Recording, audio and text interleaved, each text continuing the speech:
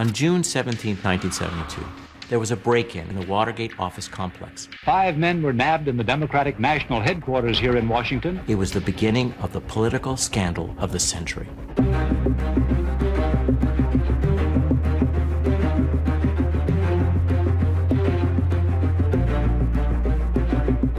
The President is going to address the nation and presumably announce his resignation in a half an hour from now. People will be at television sets and radios tonight to hear what the President has to say. This is the political crime story of the century. In just a moment now, the President of the United States will begin his speech, perhaps his last speech from the White House. He always saw enemies. He always saw people in the shadows. And his motto, I believe, was, do unto others before they have a chance to do unto you. That's enough. There was an obsession with leaks. You don't blame the leaks when facts come out that are showing wrongdoing. Let me see that you get these lights properly. He was not comfortable in front of a camera. One might even say that it was because he was afraid that the camera could see something he didn't want the American people to see. No, there will be no picture. This is the funny thing. Had it not been for Watergate, I think this man could have gone down in history as one of the more significant presidents in the history of this country. We have 40 seconds to go now. Out. You don't have to stay, do you? We were witnessing the implosion of an American presidency.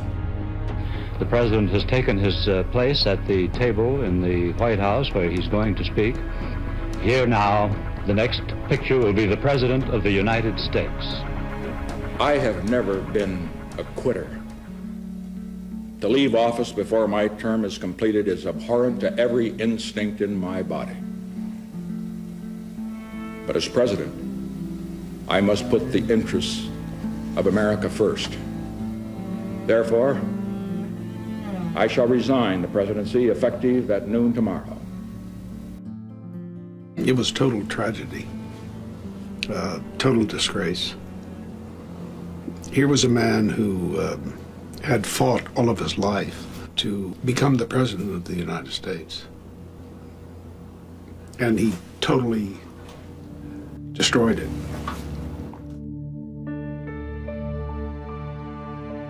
If someone looked in the soul of Richard Nixon, he knew, absolutely, that he was guilty. And that was the tragedy of Watergate.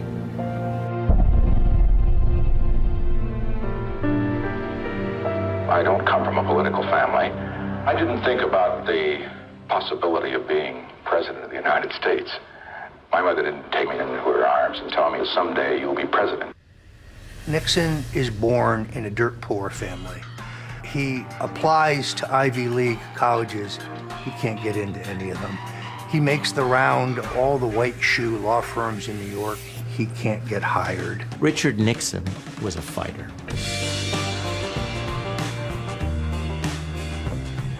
There was a fire in this man. The people are sick and tired of it.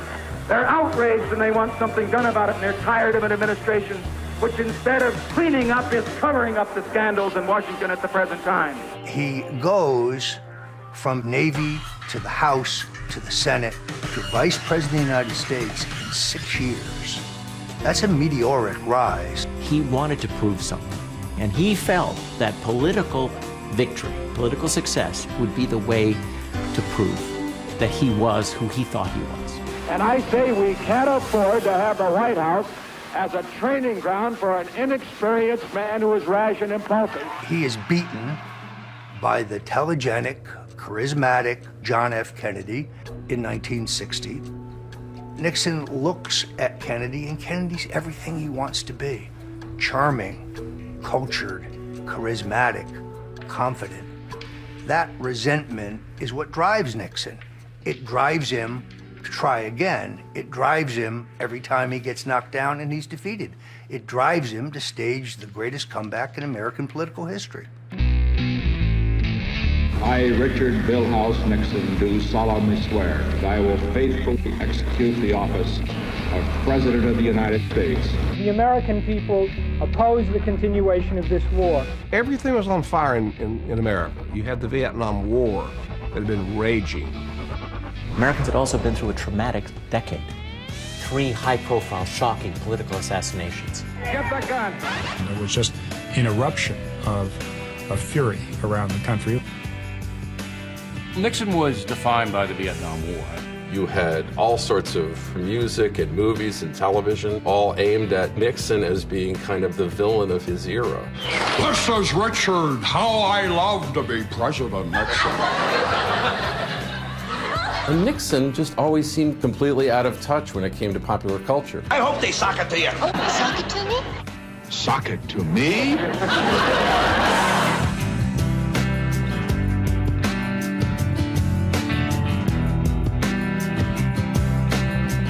He had the Ray Conniff singers to the White House. And if the music is square, it's because I like it square. Nixon offered a fairly simple view of the country. President Nixon, stop bombing human beings, animals, and vegetation.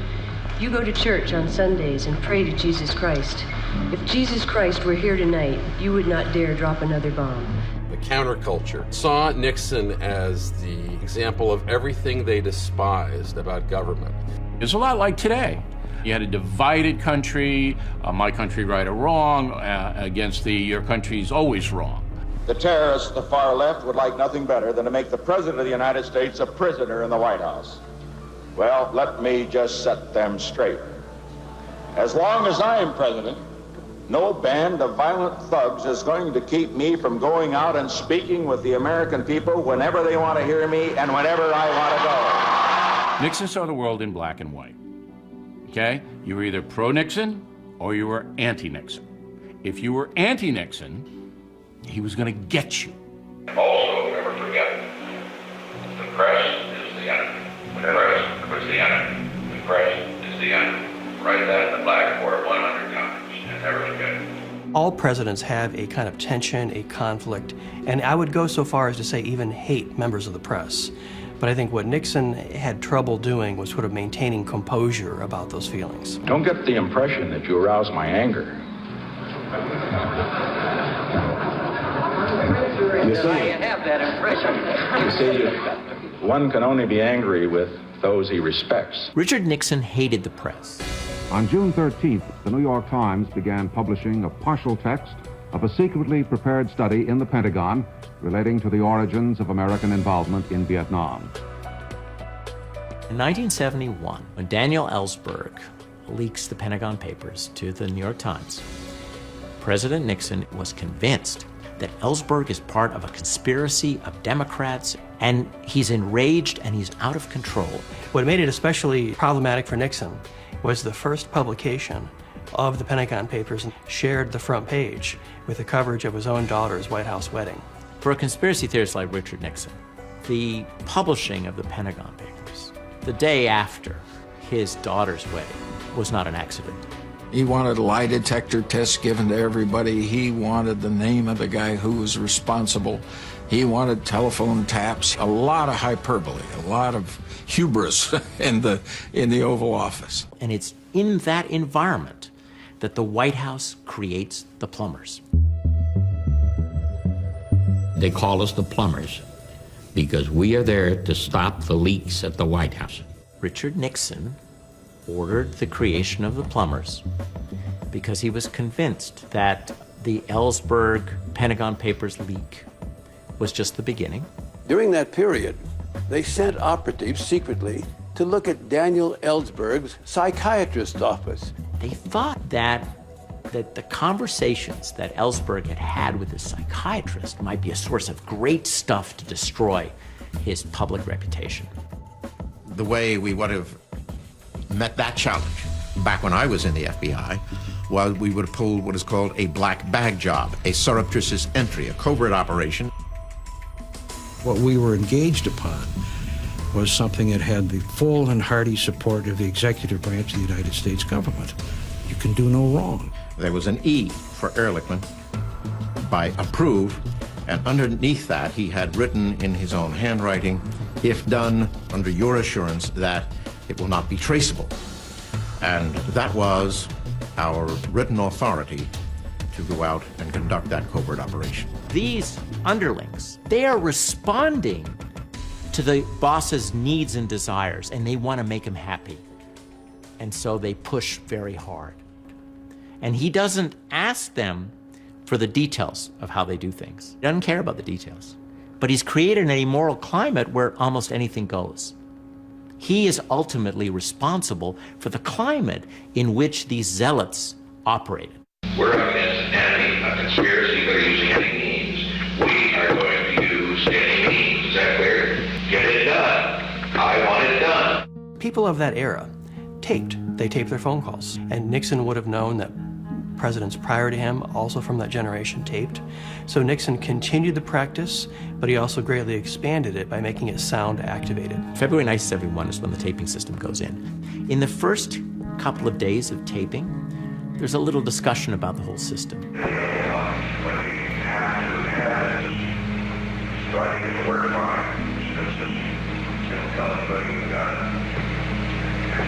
Taping was done for the purpose of having it for the historical record. It was voice activated. Everything was taped, which of course was probably stupid.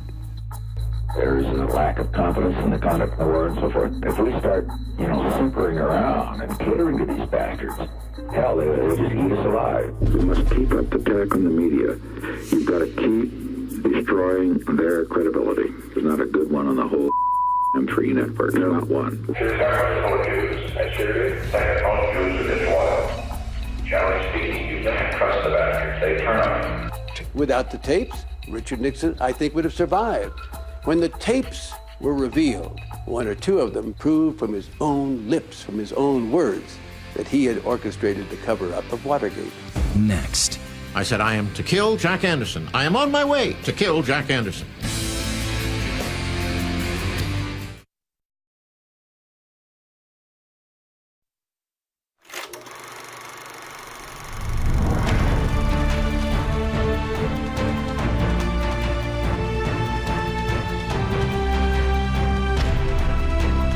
'72 was a very busy year for me. It was a year when we had the visit to China.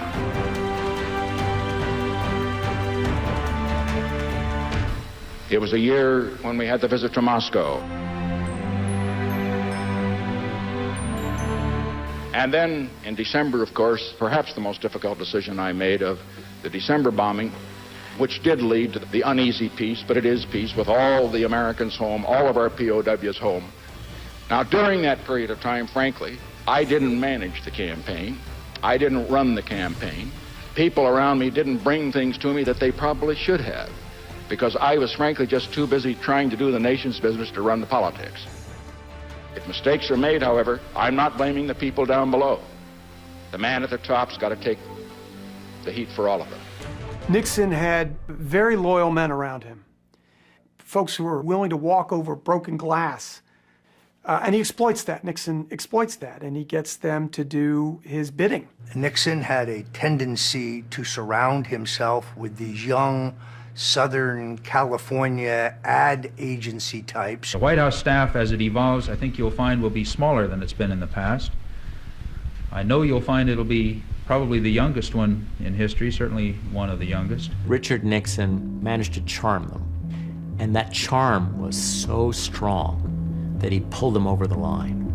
He encouraged them to do things that maybe they wouldn't have otherwise done. And they seemed to be involved in one giant contest to prove to the boss who could be tougher, who could be more ruthless. Their critics call them the Germans and describe their office as the Berlin Wall. I'm speaking of President Nixon's chief White House advisors, John Ehrlichman, and HR for Harry Robbins Haldeman. Haldeman and Ehrlichman were like brothers to Nixon at times. I mean, they served in every possible personal and professional role for him. Haldeman and Ehrlichman understood the importance of protecting the president. I knew Haldeman to say hello to, although he was a much feared figure, and I remember my father used to call him the Jolly Steel Buzzsaw. You want to understand Bob Haldeman? Look at his haircut. Bob Haldeman was the chief of staff of the White House. And people said, whatever Haldeman knows, the president knows. In February of 1972, the election year, there was one reputable poll that said that one of his opponents was within 1 point of beating him in an election. And clearly, Mr. Nixon said, I'm going to make certain that my enemies don't get me. The Nixon campaign's political propaganda arm publicly portrays two arch villains to the re-elect Nixon effort. The national media, which will slant stories unfavorable to the administration, and Democratic frontrunner George McGovern. Operation Gemstone was a plan of dirty tricks and of political tactics leading up to the election year of 1972. Nixon would call it rock'em sock'em politics or hardball. It wasn't just tough politics. It was criminal behavior. I said, well, if you're talking about an all-out, full offensive and defensive capability political intelligence operation, you're talking about one hell of a lot of money. G. Gordon Liddy put together this madcap collection of crimes. Each different kind of operation was given the name of a precious jewel. We had so many operations, we quickly ran out of precious jewels. We went into semi-precious jewels, and by the time we were finished, we were down to coal and brick. Liddy, I say, was a cowboy. Liddy was a hotshot. Liddy was the guy who would do it and could do it. When you hire a G. Gordon Liddy, you're hiring a guy that's going to do what he's told to do, and there's not a lot of boundaries. We later learned that Howard Hunt and Gordon Liddy plotted to try to kill Jack Anderson, the columnist. Gordon Liddy brushed by me and he said, "Jeb just told me to take care of Jack Anderson." I said, I am to kill Jack Anderson. I am on my way to kill Jack Anderson. He said, oh my God. He took off like a deer running down the hall. I then went into Magruder's office and I said, "Jeb, did you just tell him to rub out Jack Anderson?" I said, Gordon, I was just talking off the cuff. I wasn't serious. And Liddy looked at me with that stern, sort of macho look, and he said, "Never give me an order for a hit job that you don't mean, because I'll do it." The irony is that he had been an FBI officer. And yet he comes out of the FBI environment and he is ready to break laws at the request of the executive. Gordon Liddy goes to the Department of Justice, the highest law enforcement officer in the land. He's in the Attorney General's very formal office, and Gordon Liddy presents Operation Gemstone, under which they will not only break into the DNC offices in the Watergate complex, but they will hire a houseboat to place outside of the Fontainebleau Hotel in Miami during the Democratic Convention. They will put prostitutes on this houseboat with cameras, so they will lure Democratic delegates onto the houseboat and blackmail them. John Mitchell, who was transitioning from the Department of Justice to the head of the Committee to Re-elect the President, was the man who was going to okay or not this collection of crimes. They asked for $1 million, and John Mitchell didn't say, "Are you guys crazy? Get out of here. That's all illegal. That's crazy." No, he said, "It's too expensive. Please come back with a lower budget." There was pressure from the White House, from me, and from the president to the committee to get their campaign intelligence activity going. To me, it was a throwaway project. Give Liddy the $250,000 and let's get him off our back and satisfy the White House. And Mitchell finally said, okay, let's go with it. I remember at the beginning, there was a sense of the mastermind of all of this is Gordon Liddy. Well, history now has established that the mastermind was Richard Nixon. And so when we come to the Watergate story, it was perfectly in character. Even though he looked like he was set up for a pretty comfortable re-election campaign, it was perfectly in character for him to say, well, I want every advantage. I will approve this. I will approve that. Because he thought if he played it straight, he might lose. And so he played it a little crooked. I was called in by Jeb Stuart Magruder to his office, and he said, can you get into the Watergate office building? Over the weekend, 5 men were nabbed in the Democratic National Headquarters here in Washington, seemingly preparing to tap or bug the place.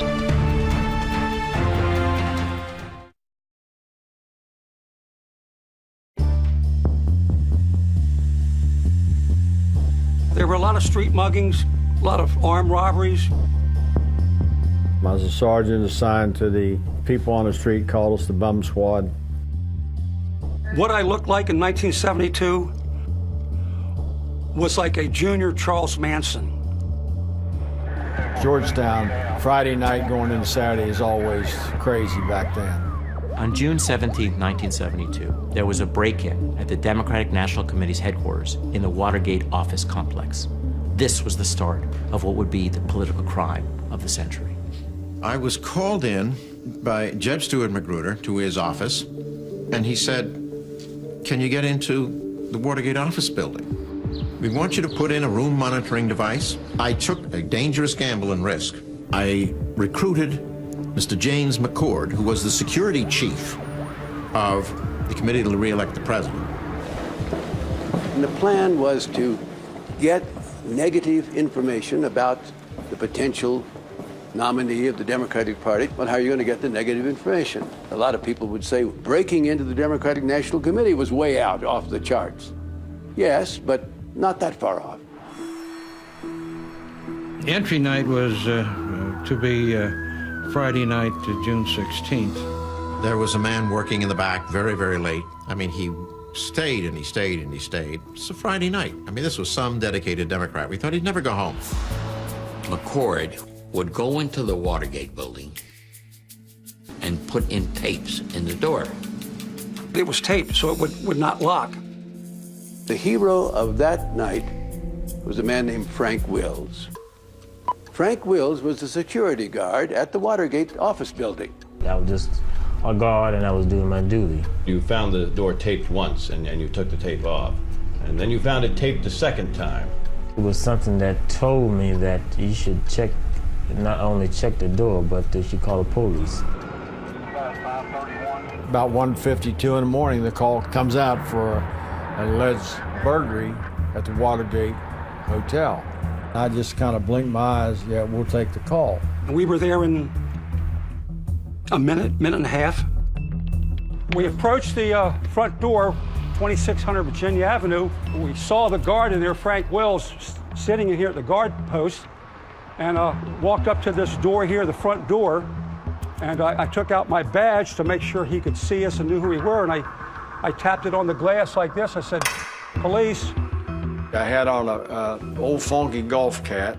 I think I had just like a T-shirt underneath, trying to give me the image I wasn't a police officer. If a uniformed car had answered that call, it could have been a whole different ballgame. There's a lookout, Alfred Baldwin, who's supposed to warn the burglars if there's trouble. The police unit that responds to the call, they're not dressed like police officers. So Baldwin doesn't even notice them.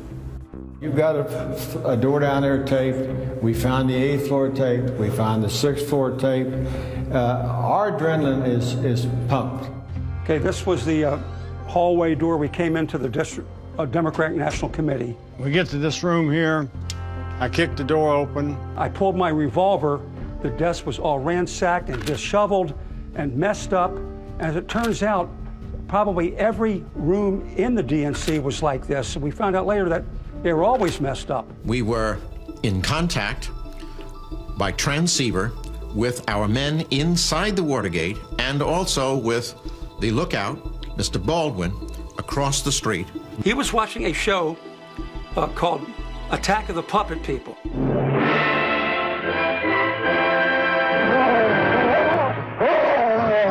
And he was glued to the TV set. So by the time they broke in and he looked back out, he saw lights coming on the DNC. The actual reception room lights up, which I can see directly across from where I'm standing. And I know 3 individuals come into the reception area. By the time Alfred Baldwin had notified them, it was too late. And they had to run and hide like rats. We're rolling down this hallway, checking the offices on both sides of the hallways, looking in here, turning the lights on, make sure that nobody's hiding from behind us. What's running through my mind is, if there's anybody here, they're here. I was startled by an arm hitting next to the glass on the petition. It scared the living bejesus out of me. I screamed something to the effect, "Come out with your hands up or I'm gonna blow your head off."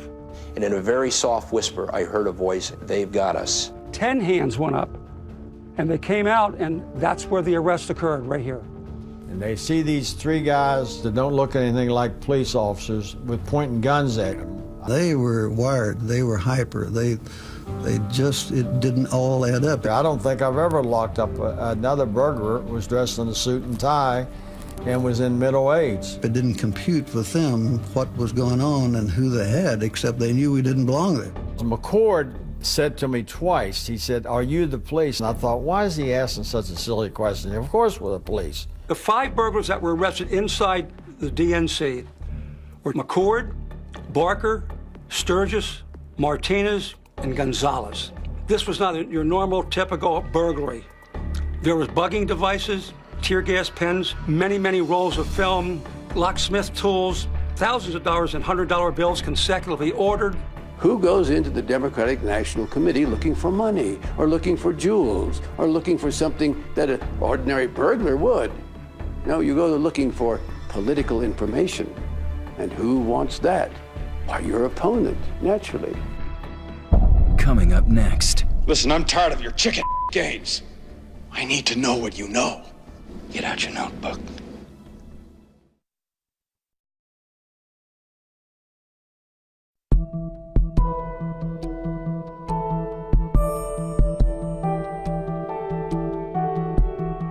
The Democratic National Committee is trying to solve a spy mystery. 5 men were nabbed in the Democratic National Headquarters here in Washington, seemingly preparing to tap or bug the place. People weren't saying, oh my God, this is clearly going to implicate Richard Nixon. It just seemed bizarre. It would take some enterprising young journalists to ferret out the importance of the story. Woodward and Bernstein were assigned to this burglary just as a matter of routine. Editors kind of said, we got this strange burglary. And I saw this commotion around the city desk and was told that there had been this break-in at Democratic National Headquarters. They were young reporters trying to make their way up the ladder in the Washington Post. When you talk about the people who made a difference when it came to Watergate, you talk about Bob Woodward and Carl Bernstein. They were 2 very different people. Woodward came from the Navy. He was a straight-laced guy. Bernstein, on the other hand, looked like a counterculture figure himself. I was supposedly the terrific writer. He was supposedly the great persistent reporter. Their skills complemented each other. They sent me to the courthouse where the 5 burglars caught in the Democratic headquarters were being arraigned. The judge asked the leader, James McCord, where did you work? And McCord went, CIA. It was stunning. And they discovered that McCord was a security chief for the committee to re-elect the president. Well, okay, folks, this was a political break-in. There was a notebook belonging to one of the burglars that had the name in it, H. Hunt, W. House. We figured that W. House, it either had to be the White House or the whorehouse. The question was, who was H. Hunt? I called the White House and eventually got Hunt on the phone and just asked, why was your name in the address books of 2 of these burglars? And he screamed out, good God, slammed down the phone and left town.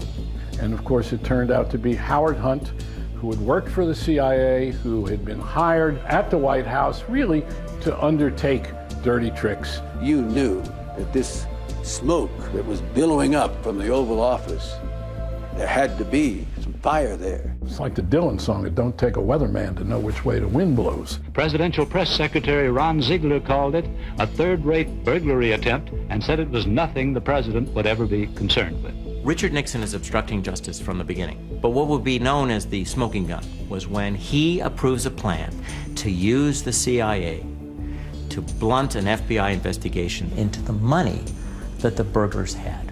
It's clear in the conversation this is being done for political purposes, basically to save the skin of the White House, and the president says he approves it. Woodward and Bernstein had scores of sources, but there was one source that was special. A guy really high up. He was known as Deep Throat. My father was like a superhero because he was a G-man, he carried a gun, he was handsome as heck. He wanted the American people to know the truth. We would learn years later that Deep Throat was Mark Felt, number 2 at the FBI. He was in the perfect position to understand what was coming into the investigation, as well as what he could observe maybe from above the investigation. I want to talk about Watergate. We're not going to talk about that subject. All the president's men created a sense of danger. They were constantly risking things by trying to find out the truth. You can trust me, you know that.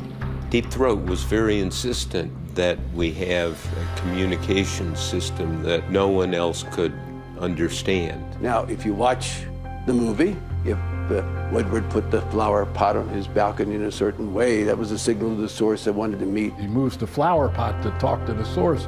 I kind of looked at him cockeyed at first, but it was evident why. The other thing the movie did was create that expression, follow the money. Just follow the money.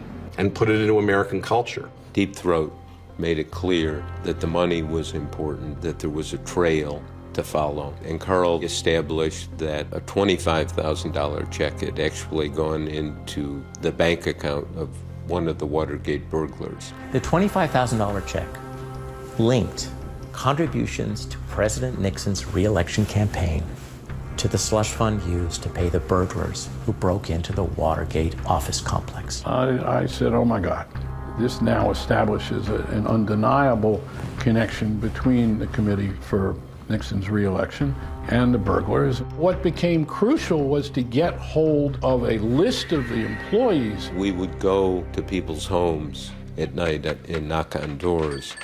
Hi, I'm Carl Bernstein. Carl Bernstein found the bookkeeper. In the movie, All the President's Men, I think they reflected my feelings pretty well. It's for you. It's Carl Bernstein. When he first came to my door, Could I just borrow one of your cigarettes there? I was pretty nervous, didn't want him to be there. Could I just sit down for a second? I don't exactly know why I didn't throw Carl out. You can sit down, but I'm not going to tell you anything. Even though I was hesitant, I wanted him to know. She knew a lot about the finances of the campaign, but more than that, she knew about this secret fund. She was suspicious because there were all of these large amounts of money going to people. Was it all $100 bills? A lot of it was. And it was supposed to be secret. I'm sure we counted in over $2 or $3 million. The great majority of that was cash. There were people who were authorized to distribute money from the secret fund, and one of them was Mitchell. John Mitchell was the Attorney General. He was a Nixon loyalist. The highest law enforcement officer in America controlled a secret fund that paid for undercover activities against Nixon's political opponents. Bradley said they're about to call the Attorney General of the United States a crook. There's never been a story like this in our history. And we took a deep breath and said, yeah. And I said, Mr. Mitchell, we have a story in tomorrow's paper I'd like to read to you. And he said, go right ahead. I got as far as John N. Mitchell, while Attorney General of the United States, controlled the secret fund. And Mitchell said, Jesus Christ, all that crap, you're putting that in the paper. If you print that, Katie Graham, referring to Katharine Graham, the publisher of the Washington Post, is going to get her tit caught in a big fat ringer. It was so vulgar and so shocking and also so threatening. They were going to get her. They were going to get the Post. Then he said, and when this campaign is over, we're going to do a little story on you two boys too, and he hung up the phone. And I have to tell you, it's the most chilling moment I've ever had being a reporter, because he meant it. ABC News has projected that Richard Nixon has in fact been reelected to the presidency to a second term. So the question now, I suppose, is how big will Mr. Nixon win? It was a giant landslide. There was virtually no reaction to the stories we did. And it was a way of saying, Watergate? Who cares? And whatever happened to Watergate? I don't know. Apparently nothing. They've got a trial of the accused in that case, and that's going to be tried in due course, and I think that's probably the end of the story.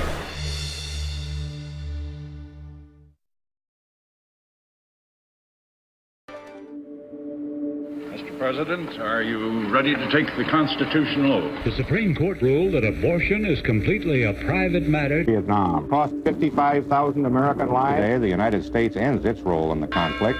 We finally have achieved a peace with honor.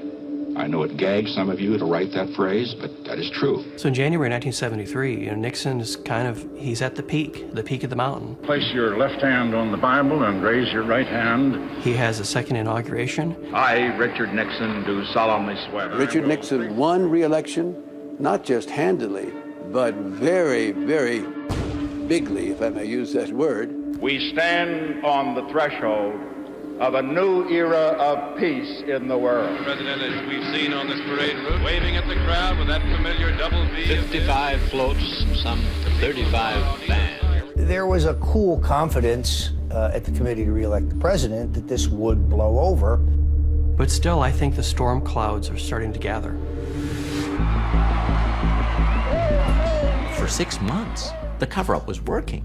And so if you were investigating the story, people looked at you as if you were a bit of a conspiracy theorist. I mean, why are you bothering with that? By Bob Woodward and Carl Bernstein, they're still pressing. They're digging deeper, they're digging harder.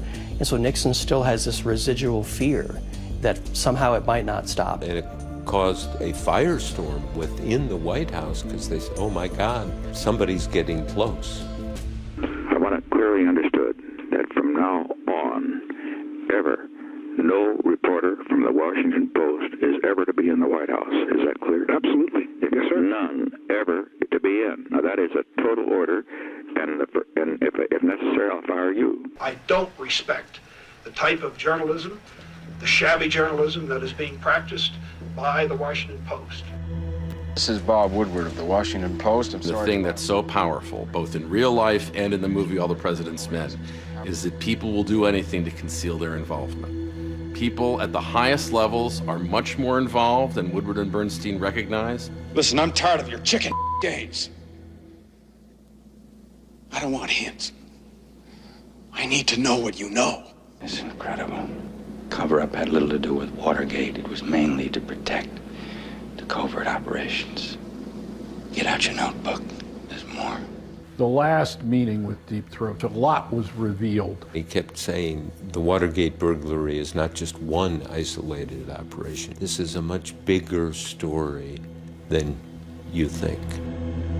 Here was an inside mole who was reporting to the newspapers and so forth and giving them all the scoop. That made it appear all very credible. While they stuck the knife in and twisted it pretty good, we gave the knife to them. Woodward and Bernstein were very important. They deserve all the accolades. They elevate the story so that the Senate and others can take notice of it at a time when the cover-up was working. 3, take 1. The Senate tonight voted 77-0 to establish a select committee to investigate alleged political espionage in last year's election campaign.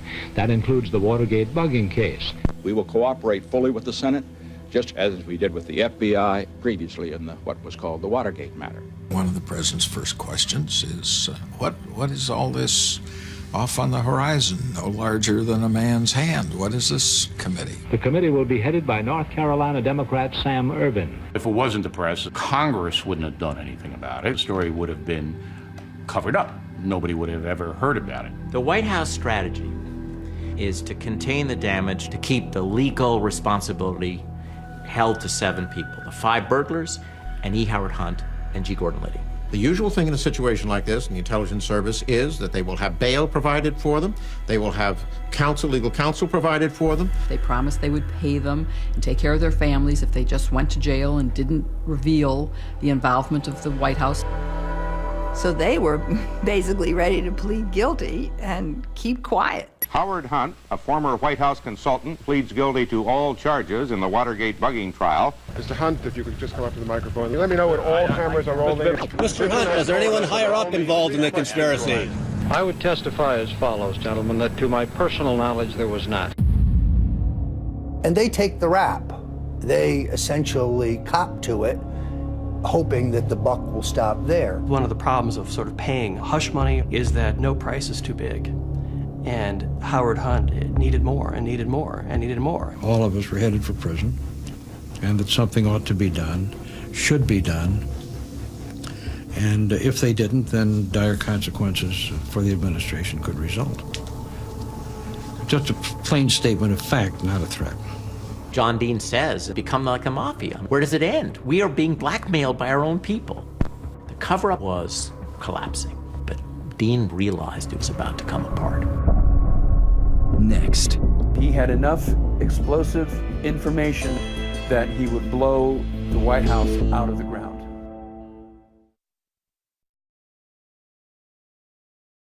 This was the O.J. Simpson trial of its era, almost like some kind of mafia story.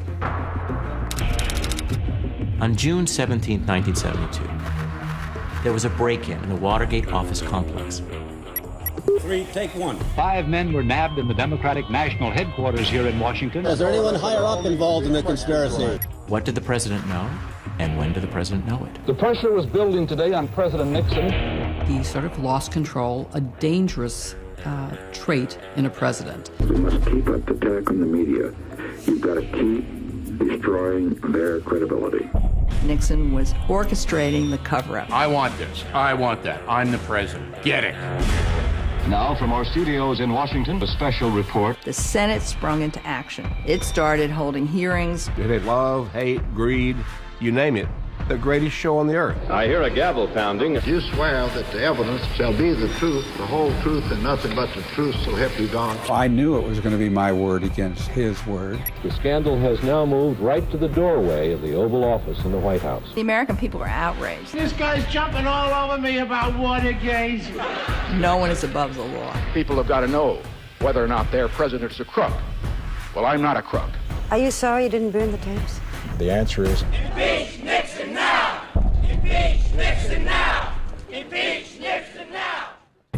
These are days of virtual paralysis within the top echelon of the White House staff because of nervousness, suspicion, and uncertainty generated by the Watergate scandal. No one was killed at Watergate. No one profited from Watergate. The way we handled it took what was basically a misdemeanor and made it the crime of the century. There was an instability at the center of the Nixon White House, and it was Nixon himself.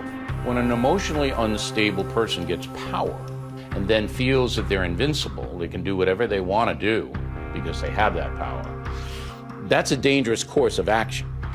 Richard Nixon was looking for loyalty, blind loyalty. He was a man who didn't trust many people. John Dean, his White House counsel, although not a loyalist, was willing to do what Richard Nixon wanted. John was only 32. Dean fascinated all of us because he had tassels on his loafers and his hair was a little curled up a little bit. We thought that was pretty cool. And he was a cool guy and a smart guy. The FBI has established that high Republican officials ordered a campaign of spying and sabotage against the Democrats. After the Watergate break-in, Dean was put in charge by the president of the cover-up. He was a lawyer. He knew that he had engaged in criminal activity. Any further developments in Watergate? John Dean is watching it on an almost full-time basis and reporting to Ehrlichman and me on a continuing basis. And no one else. One of the lawyers from the re-election committee came over to my office and said, Hunt has a message for you, that if he doesn't get $120,000, he's going to have some seamy things to say about what he did for John Ehrlichman. He let it be known that he had enough explosive information and evidence on Richard Nixon that he would blow the White House out of the ground. Dean was unable to control this anymore and had to fully report to Nixon for the first time on something's going to give. We need a change in strategy. The reason I thought we ought to talk this morning is because I think that there's no doubt about the seriousness of the problem we've got. We have a cancer close to the presidency that's growing. It's growing daily. It's compounding. It grows geometrically now. John Dean realized that the cover-up was coming apart. Hunt now is demanding another $72,000 for his own personal expenses, another $50,000 to pay his attorney's fees, $120,000. Wanted to buy the close of business yesterday. I decided I had to give him everything I could give him to get him to end the cover-up, to just go in and blow it away. But there's no denying the fact that the White House and Ehrlichman, Hallam, and Dean are involved in some of the early money decisions. He asked me how much could it cost, and I pulled out of thin air what I thought was the number that he'd find offensive. I would say these people are going to cost $1 million over the next few years. It doesn't bother him at all. You can get $1 million, and you can get it in cash. I know where it can be done. I mean, it's not easy, but it can be done. It wasn't just tough politics. It was criminal behavior. It was the kind of behavior that a later generation would associate with the Sopranos. That's the day I think I really first meet Richard Nixon. I met somebody who would do what was ever necessary to stay in power. With Dean, he's beginning to worry because he doesn't trust him anymore. He saw John Dean as disloyal. And Dean, I think, rightly suspected that he was going to be the fall guy. Trial proceedings opened today in the celebrated Watergate bugging case. There was a cover-up, and it worked. Until it didn't. And Judge Sirica was one of the reasons it didn't. The Honorable Chief Judge John J. Sirica presiding. John J. Sirica was not a dum-dum. He read the papers, he knew something really bad was going on here. Far more is involved here than the guilt or innocence of the 7 defendants. If they are guilty, why did they do it? And who put them up to it? The judge says the jury will want to know. He did not believe that there weren't higher-ups involved. He just had a good sniffer for corruption and for lying. These 5 burglars and the 2 other people involved as the masterminds came before him in court. He threatened them through their lawyers. If they don't come clean, said John J. Sirica, I'm going to throw the book at them, and I can give them sentences of 40 years. Sirica having a very good idea that somebody might crack, and they did. James McCord wrote a letter to the judge. In it, he charged that perjury was committed during the trial. McCord, in his letter to Judge Sirica, he said, this thing is getting closer to the top than you think about. People lied on the stand, and you need to know this. I think we all in the courtroom kind of gasped. Higher-ups were responsible. It acknowledged that there was a cover-up, so it was very significant. Today, the Watergate scandal became a whole new ballgame. McCord implicated 2 Nixon aides in the break-in. I had no knowledge of the Watergate at all, and I don't think I ought to say anything further. Everybody began to realize that this wasn't just a third-rate burglary, as Ron Ziegler, President Nixon's press officer, said. And then you start hearing about bags of cash being delivered as hush money, and I think that's what really got to the American public. Americans have been hearing about Watergate since the scandal broke last June, but most have only recently begun paying attention. I'm up to here with Watergate. I'm drowning in Watergate. Oh, actually, the whole country's drowning in Watergate. The president actually, as you know, has asked us to turn down all thermostats. His critics claim he'll do anything to get the heat off. You know what they say, the bigger they are, the harder they fall, and the louder they laugh. And that's what Nixon learned. Watergate was not just a national tragedy. It was a personal tragedy. Things got worse and worse in the White House. Can you describe now that atmosphere for us? It was really like being besieged because every day there was a new charge and rumor. My father was being buffeted by a whole windfall of charges, countercharges. Almost every day recently, the Watergate has produced its quota of sensation. I was just upset that he was so upset that he was closing us all off. When he came over for dinner, it would be just to eat and then to leave. And he didn't really want to have any discussions. He wanted to keep the family at arm's length from Watergate. The First Lady, Pat Nixon, you can see that Watergate took a toll on her. The way she would handle it was to just assure him of her trust and faith in him. And she felt if my father could remain strong and withstand the battle, that he could survive it. It became more tense by the day, by the hour, by the minute. There's no question about it.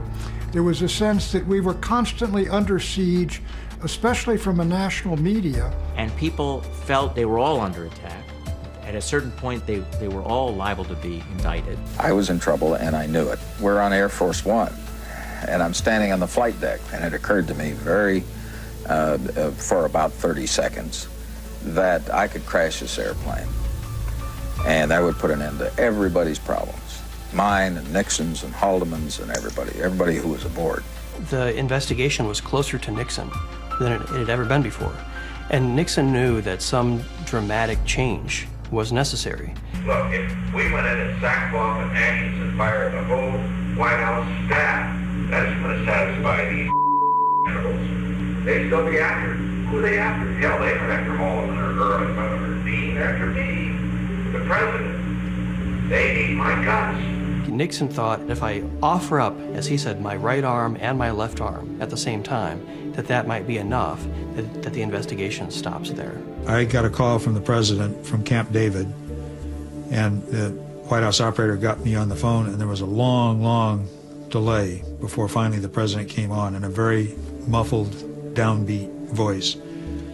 and said, I was wondering if you could get up here at 1:30 today. Bob Haldeman called me and said, the president wants to see us.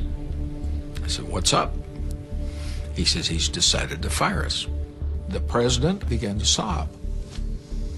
And I put my arm around his shoulder. At that point, I was feeling more sorry for him than I was for myself. Today, in one of the most difficult decisions of my presidency, I accepted the resignations of two of my closest associates in the White House, Bob Haldeman, John Ehrlichman, two of the finest public servants it has been my privilege to know. The counsel to the president, John Dean, has also resigned. Two of the finest public servants I've ever known, said Nixon, showing them the door, hoping to save himself, of course. The biggest White House scandal in a century, the Watergate scandal, broke wide open today. The White House is in a state of shock. It was one of the most painful things he had to do in his political career. Hello. Hi. Hope I didn't let you down. No, sir. You got your points over, and now you got it set right and move on. Well, it was a tough thing, Bob, for you, for John, and the rest, but I'm never going to discuss this son of a bitching Watergate thing again. Never, never, never, never. But let me say, you're a strong man, and I love you. And I love John. God bless you, boy. God bless you. I love you, you know. Okay. Like my brother. Nixon was a brilliant politician who, with an open blue sky over your head, could predict political storms before anyone else saw them. Yet in hindsight, we look at this and say, where was this astute politician? Next. It seemed impossible. It seemed improbable. What did the president know, and when did he know it? And yet it happened.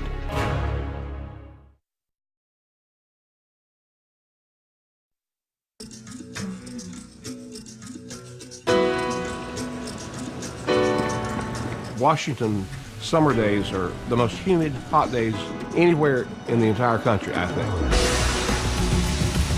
And the hotter the weather got, the hotter Watergate got. To bring you a special report on the Senate Watergate hearings. This was the O.J. Simpson trial of its era. The word crisis is perhaps too mild to apply to Watergate. Everybody was in a frenzy around D.C. That famous caucus room, almost every day there were lines of people waiting outside. Will you just tell us once again what you said about calling the president? Good morning. I was the Watergate correspondent for ABC News. I hear a gavel pounding, so let's go inside. There were only 3 television networks in those days. There were no cable networks. There was no internet, of course. Every day, people were watching. Farmers, mechanics. And you were keeping up with the story because it had everything in it. It had love, hate, greed, you name it.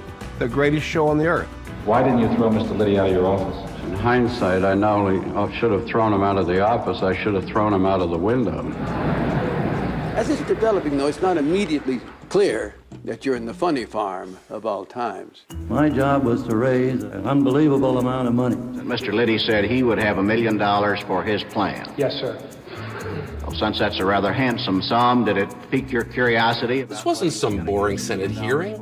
This was about corruption and obstruction of justice. It's an obscure question to me. No, it's a simple question. If the answer is no, say no. If the answer is yes, say yes. Would you restate the question for me, please? Richard Nixon told Haldeman to lie to the Senate Select Committee. He said, just say you can't remember. And guess what? Haldeman said, gee, I can't remember. I don't know that. I don't know anything about it. I don't know that I did, Mr. Chairman. You never knew what would be said. You never knew who would be speaking. How do you know that, Mr. Chairman? Because I can understand the English language. It's my mother tongue. The chairman was Sam Urban, a Southerner from North Carolina. I'm just a country lawyer from way down in North Carolina. He's an old country lawyer about like I'm an astronaut. Well, I don't believe there's anything in the Constitution that says the powers of the presidency should be separated from truth. When the details came out and people saw that this was almost like some kind of mafia story. What was the altercation, if you could be a little more specific? Well, I simply put my hand on Mr. Liddy's shoulder, and he asked me to remove it. Was he more specific? Well, he indicated he would kill me, but... It's the country's favorite soap opera. It's confusing. McCord was a pretty good wire man. It's complicated. I would say he was one of the best wiremen in the business. Some of the characters are unforgettable. No retired man in the New York City Police Department would be coming involved in a thing like that. That's for sure. It seemed impossible. It seemed improbable, and yet it happened. And the next logical man to hear from would appear to be John Dean. John Dean, White House lawyer, testifies about Nixon, and that changed everything about Watergate. People were riveted by this young man they'd never heard of before.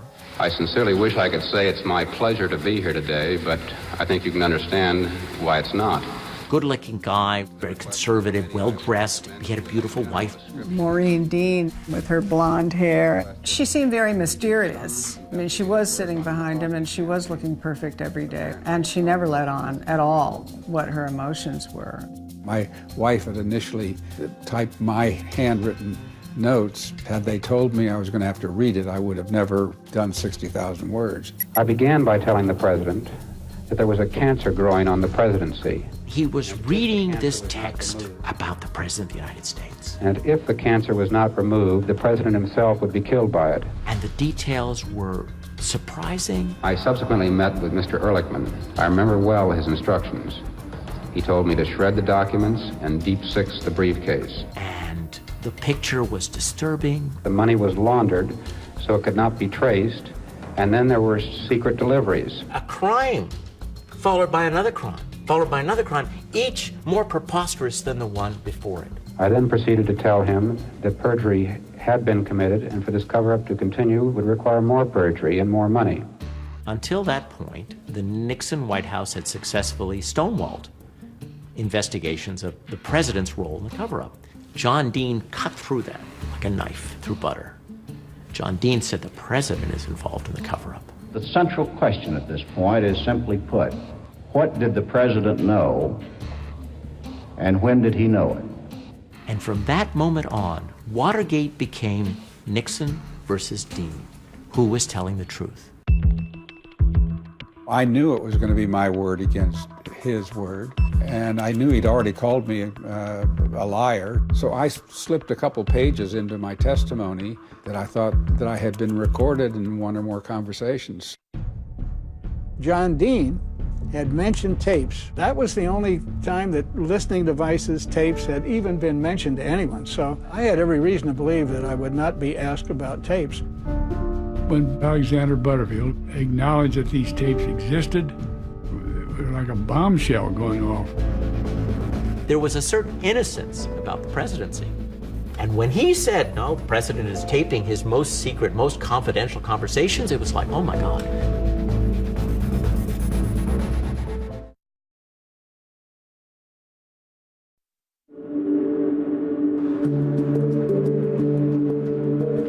I began by telling the president that there was a cancer growing on the presidency. What did the president know, and when did he know it? At that point, in June of 1973, it was John W. Dean, a little-known former counsel to the president, versus Richard Nixon, a man the country had known for 30 years and now president of the United States. Whom was the country going to believe? Dean or Nixon? The key witness in the minds of people who were there and later on was Alexander Butterfield. Subcommittee will come to order. Well, Alexander Butterfield was the president's personal assistant who would kind of keep the trains running on time, keep the flow of people and paper in and out of the Oval Office. He saw everything. Butterfield was called just to see if he had anything to say that was worthwhile. And he did. I was told the president wants you to get a taping system, but the idea was it's not just going to be a little thing in a desk drawer. And he wants it on all the telephones, office phones, and in the Oval Office. When I briefed the president, it was just the president and I.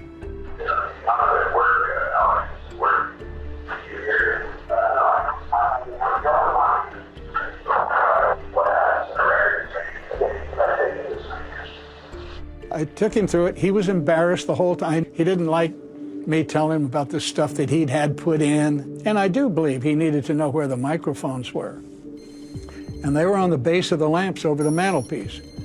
And then I hated to tell him that they'd drilled these holes in his desk. He was embarrassed that I was telling him about this thing that he had asked that it be installed. He would like to have asked that unbeknownst to anyone.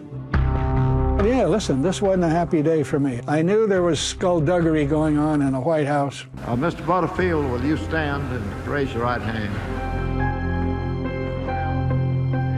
My name is Alexander Porter Butterfield. Fred Thompson, who was the counsel for the Republicans. Mr. Butterfield, I understand you previously were employed by the White House. Asked the question. Mr. Butterfield, are you aware of the installation of any listening devices in the Oval Office of the President? I was aware of listening devices. Yes, sir. I knew how huge that was. I also knew that he would have trouble surviving. And at that point, like all the other reporters in the room, I said to myself, the jig is up. If those tapes prove that Richard Nixon orchestrated a cover-up, let alone whether they proved that he had ordered the break into the Watergate, he's cooked. But to a lot of the people I knew and my friends, they were probably saying, that son of a bitch, he is hurting our man. I understood Nixon. I honestly understood it all very well. I knew Nixon so damn well. So I hated to be the guy. Did you ever hear any of these tapes being played? Yes, sir, I did. So once Alexander Butterfield disclosed the existence of the taping system, the real challenge then for the Ervin Committee was finding a path to subpoena those tapes. The Senate recognized it had the power to ensure that there'd be a full and complete investigation, and they exercised that power.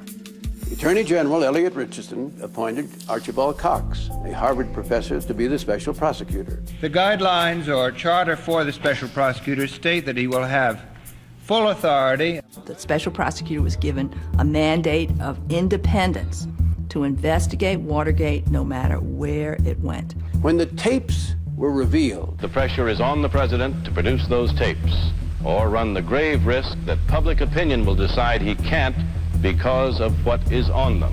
Cox asked the White House to give him the tapes, and Nixon refused. Nixon was raging.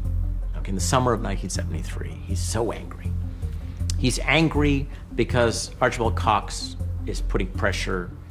He wants the tapes. Whether we get them or not is now an issue for the courts. I think the powers of the presidency had never been challenged before, the way they were when the special prosecutor subpoenaed Nixon's White House tapes. And he just can't stand what's going on. And he wants to get rid of Archibald Cox, to fire him. And his people say, no, Mr. President, don't do that. That's going to cause more trouble. Worst thing you can do is to fire the head of an investigation. It makes you look guilty. And ultimately, the Court of Appeals ruled that the tapes had to be turned over. The president had lost any patience. He said, get rid of Cox. Then Richardson said, I can't fire Cox. Mr. Richards, we see you for a bit. Can't possibly fire him. I'm going to resign first, so he resigns. There'll be an announcement out of the White House later on. I can't say if there will be. Does it have to do with the resignation of the Attorney General? Then the order was given to the Deputy Attorney General, William Ruckelshaus, to fire Cox, the special prosecutor, and Ruckelshaus refused. Raise your right hand. I was Attorney General about 20 minutes. I found out that 20 minutes is not long enough to get your picture on the wall. I really had no recourse but to refuse to carry out the directive and to resign. To this day, Ruckelshaus doesn't know if he was fired first or resigned first. But in any case, he leaves the scene. And the third person in the list of succession is the Solicitor General, Robert Bork. It's Bork who finally does the deed and fires Cox. Well, by this time, the nation was up in arms. This was called the Saturday Night Massacre. We were horrified. This was not what we considered to be the role of the president or how democracy functions. So it looked like not only was Cox gone, but the investigation was over. So many Americans thought, oh my God, this is a coup d'etat. Basically, the president has seized full control of the Special Prosecutor's Office. Impeding our operations right now. The White House, the executive branch, acted as if it was actually going to crush the entire investigation. Everyone, no one is allowed in. Our office had been seized, and to us, it was a clear attempt to obstruct the investigation, to interfere. And the American people were outraged and said, basically, you know, we're not a banana republic. We have a system of laws here. Even if it's the President of the United States, no one is above the law. And now the public opinion tide swung very strongly against Richard Nixon, because that Saturday, known as the Saturday Night Massacre, did it. And who did it? Richard Nixon did it to himself. I have no intention whatever of walking away from the job I was elected to do.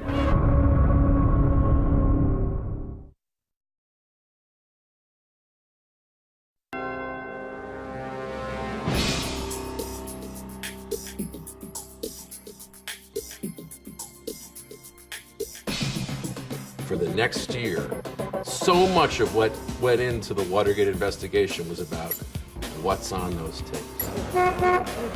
The case goes to the Supreme Court. The Supreme Court rules unanimously that President Nixon must turn over subpoenaed material. When the case comes in 8-0 against the president, the people who are still in the White House are afraid to tell the president.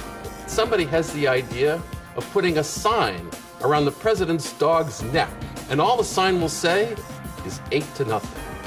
Nixon loses, the tapes become public, and that's when the fun really starts. Impeach Nixon now!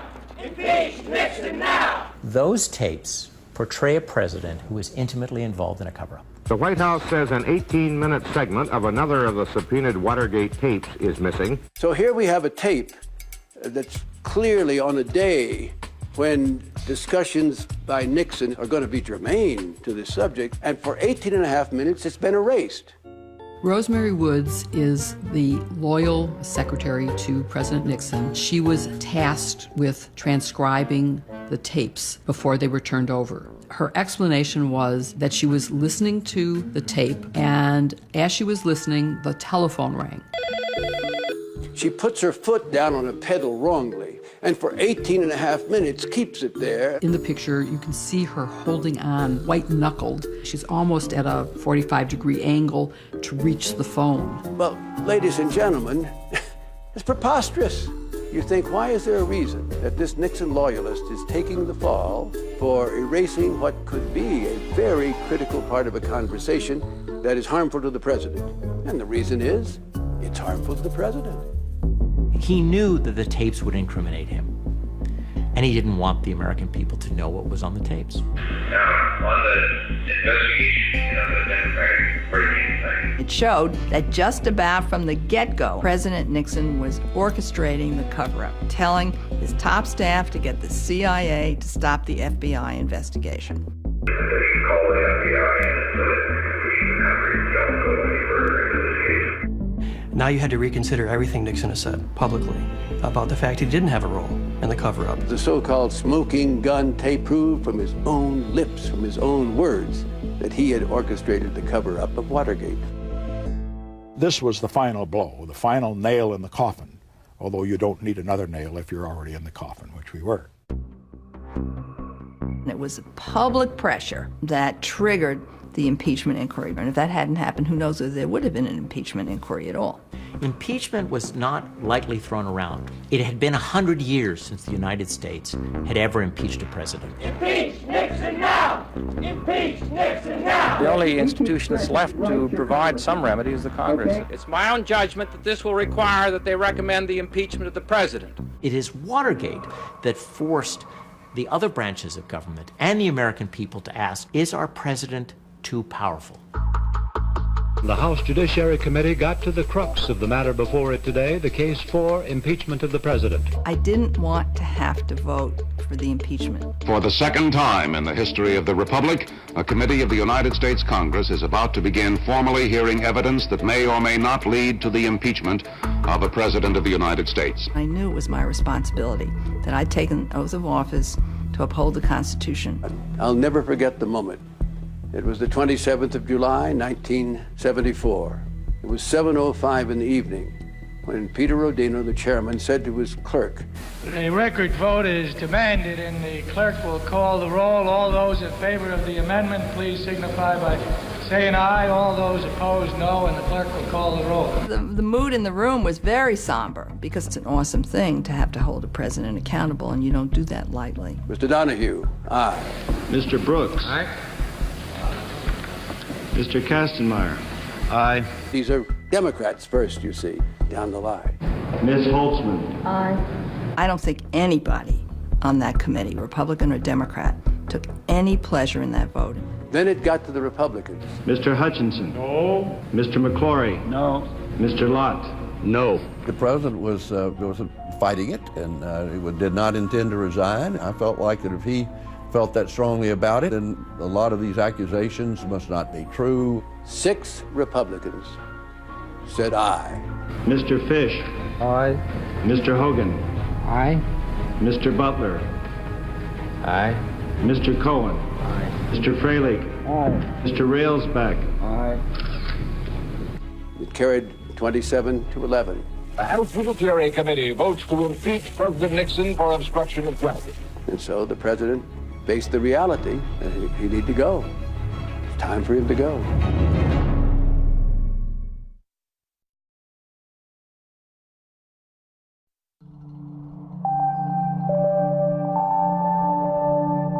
What starts the clock ticking towards the resignation is the Supreme Court decision.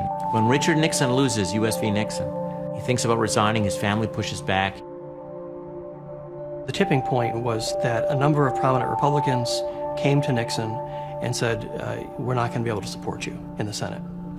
Down to the White House trudged the senior Republicans on Capitol Hill.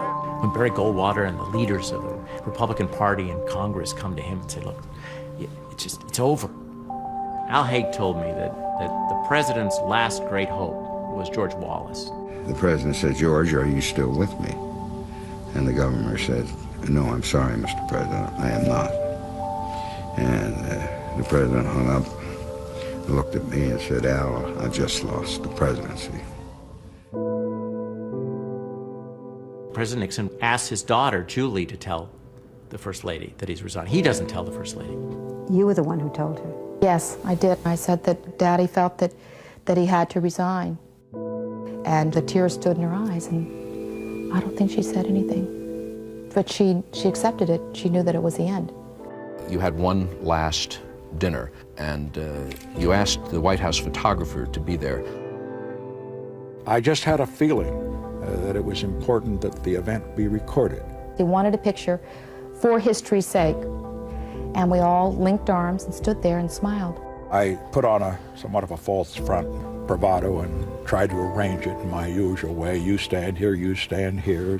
It's interesting from how my mother looked at it. She hates that picture of all of us smiling because she said there our hearts were breaking and we're smiling. I went down to the Lincoln Room and heard the chanting outside.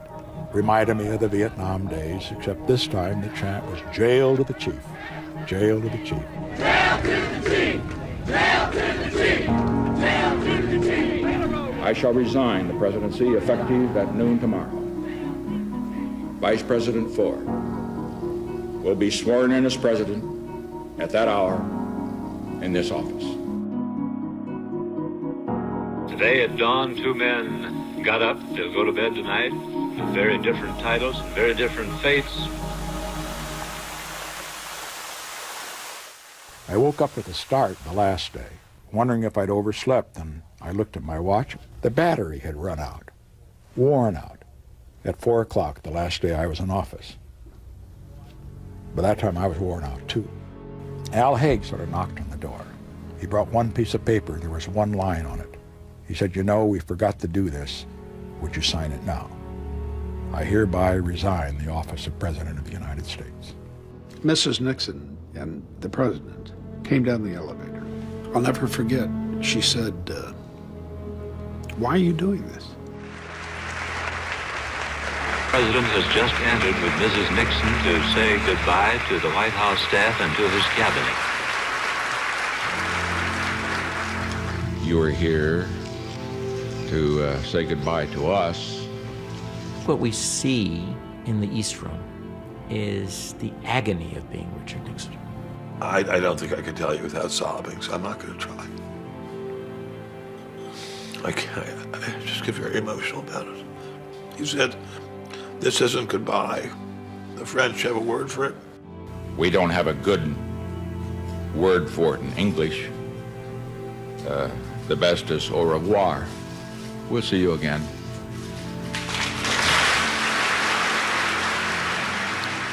Every part of it was incredibly touching. The farewell speech to the staff, it was very difficult because he was really letting down his guard for one of the few times in public. He spoke from the heart. Tricia later in her diary wrote that for the first time she was glad people were able to see Daddy as he really was. The greatness comes not when things go always good for you, but the greatness comes and you're really tested when you take some knocks, some disappointments. His voice cracking with emotion as he spoke about a man is not defeated until he gives up. You have to keep going in life, keep fighting. Only if you've been in the deepest valley can you ever know how magnificent it is to be on the highest mountain. And he was saying goodbye to them. He was saying goodbye to a whole lot, to a political life. Always give your best.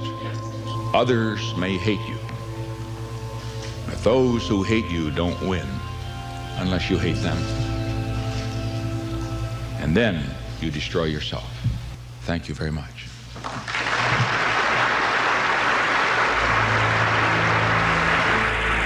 President and Mrs. Nixon, Vice President Gerald Ford, soon to be President, and Mrs. Ford walking the red carpet now. Mrs. Nixon had already got aboard ahead of me. I kind of raised my hand. I don't know whether it was a salute or a wave, but that was it.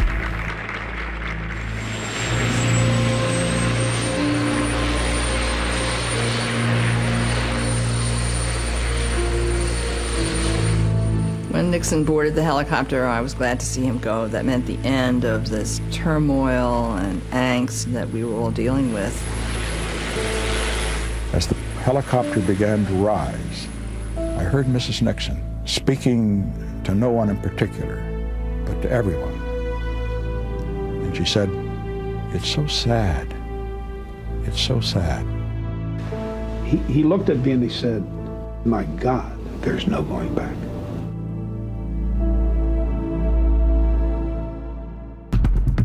Next. Yes or no? Are you sorry you didn't burn the tapes?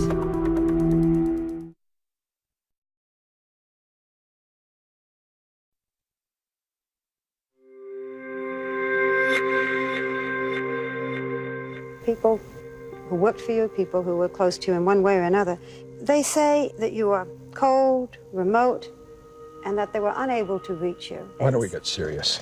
Well, because I think people are still, I am serious. People are interested in you. People are still trying to understand you. I'm sorry you find it, that you find these questions unserious. We have a different idea, perhaps, of what serious is, but let me go on. No, I'm not objecting to the questions, you know. Were there times when you thought you might go under emotionally? Emotionally, never. It's just part of my makeup. In just a few seconds we have left now, and there's almost just time for yes or no. Are you sorry you didn't burn the tapes? The answer is I probably should have, but mainly I shouldn't have even installed them because Johnson's system was there, I had it taken out, and I shouldn't have ever put them in the first place. But if you had it to do all over again, you'd burn them? Yes, I think so, because they were private conversations subject to misinterpretation, as we have all seen. Although Richard Nixon was never indicted, the evidence on the tapes and in the documents make it clear that there was a criminal in the White House. Nixon never acknowledged his guilt. Nixon could have survived if he apologized, but his approach was always total denial. He believed, and I think to the day he died, that what he did was best for the country.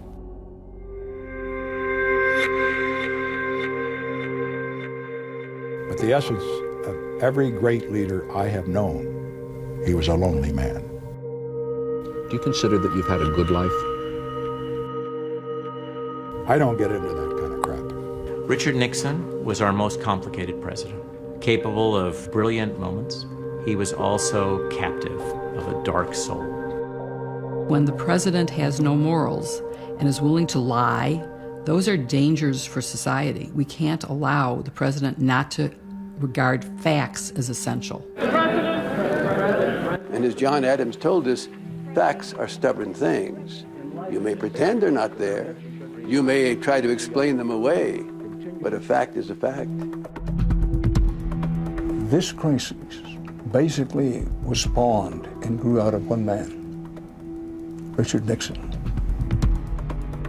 So gripped was he by hatred and anger at perceived enemies that he lost his way, and the dark side of his personality came to dominate his actions as president.